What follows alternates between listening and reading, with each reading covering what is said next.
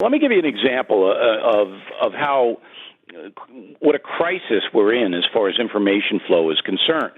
So the AP writes a story about this Ukraine controversy, right? The Associated Press. And the Associated Press goes to every small newspaper in the United States. That's what you read when you pick up the Fort Lauderdale Sun-Sentinel or whatever. So I'm going to read you one paragraph. This is from the Associated Press, hard news coverage. Trump has sought, without evidence, to implicate Biden and his son Hunter in the kind of corruption that has long plagued Ukraine. Hunter Biden served on the board of a Ukrainian gas company at the same time his father was leading the Obama administration's diplomatic dealings with Kiev.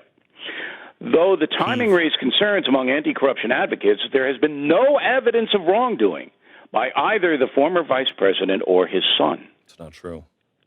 Now, this is a hard news piece, but they didn't say there is no evidence of wrongdoing against President Trump. When there isn't any evidence of anything, we don't know what Donald Trump said in his phone call. We don't know who the whistleblower is. And now there are reports that the whistleblower didn't even hear the conversation. It's hearsay. None of that is in the Associated Press report. So the reason I wrote this book was because I am furious about the corruption of the American media, and I am worried that the American people are not getting the information they need to make responsible decisions. That's why I wrote this book. I had another killing book all set to come out this month, but we delayed that to get this book out because enough's enough. But now it's going to be harder for me to get the word out about the book because the establishment media doesn't want people to know about it. And that's why I thank you, Glenn Beck, for being generous in giving me some time today. So I'm shocked to hear that the media won't have you on. I actually am, because you are a great guest and they love punching you, and you like punching back. It's great for ratings, and I'm it's shocked big ratings. But listen, when I tell you, Beck, that we are in a crisis situation as far as the media is concerned, all right, that there's anger in the conservative traditional precincts, furious anger, all right, and in the liberal precincts, there is worry. There have been so many bogus stories, so many false accusations that the liberal media is now worried. CNN is worried. They don't have one show that draws more than 1 million viewers. Not one. You could put a chimp on for an hour and have the chimp jump up and down and maybe eat a few bananas, and you'll get 1 million too. They can't get 1 million viewers for any of their shows. All right, so let me ask you this. Do you think, knowing the president and writing this new book that is out today, The United States of Trump, do you believe that Donald Trump did not say to the Ukrainian president or whoever he was supposedly talking to, hey, I need you to look into this thing about Biden and his son? All right. The odds are, heavy odds are, that he did say that. But there's nothing wrong with that. Okay, that's what I was going to ask you next. Is there a problem with that? Here's the problem, and I wrote this on the message of the day if people want to read a little more in detail on BillO'Reilly.com. The problem is if he said to the president of Ukraine in June, or July, when this call was made, look, if you don't nail the Bidens, I'm not going to give you the aid that Congress has approved. That would be very bad. Now, Trump denies that. He flat out says that I didn't do it. I didn't do a quid pro quo, Latin this for that, okay? But if he did, that's bad, okay? And that has to be looked into. Impeachable? I don't think so.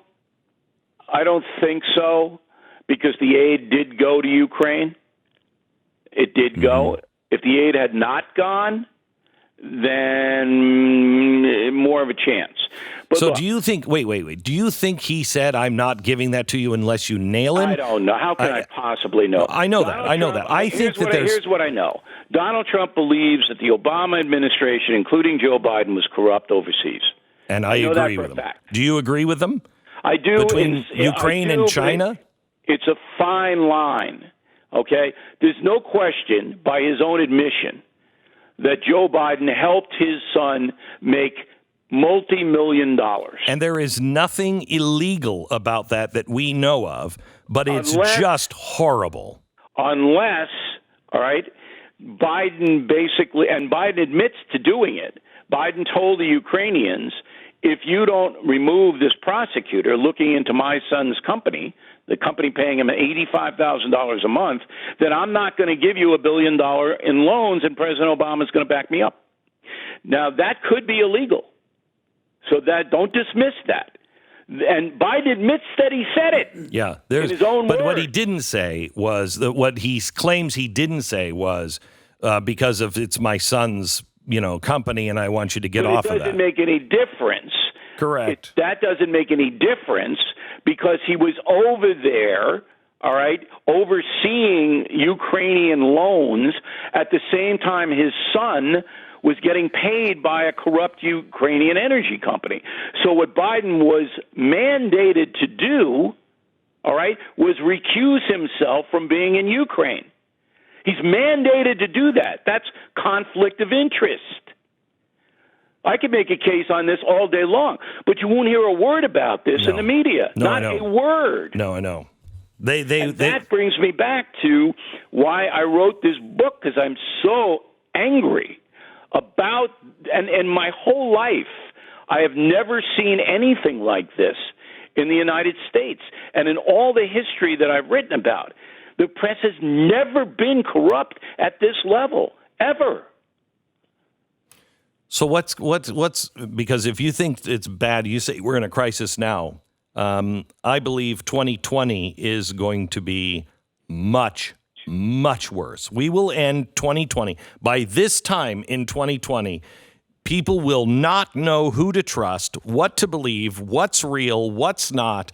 Even if they see it in video, they won't know if it's real or not. If they hear tapes of it, they won't know what's real or not. That's what's coming in the next 12 months. Here's the mitigating circumstance why I'm not as worried as you are. Because there will be debates between Trump and Biden or whoever the nominee may be, okay? You're going to get at least 3 expositions of Trump versus that person. That transcends the media. The media is not going to have anything to do with that, okay? It's going to be mano a mano on the stage, Americans watching in record numbers, okay? And Americans will make their decision based upon those expositions. So you're taking the press out of that. All right, they can't say, we thought so-and-so won, because Americans are going to watch and make their own decisions. All right, that's the key of the election of 2020.